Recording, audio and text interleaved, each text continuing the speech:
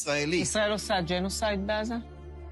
לפי כל ההגדרות כן. יש 25 מחקרים של אנשי מקצוע, מתמחים בלימודי שואה ולימודי ג'נוסייד, ועוד 8 חוקרים בכירים. אני יכולה להביא לך עוד 100 חוקרים שיגידו ההפך. נכון, תכף אני אומר לך משהו על זה.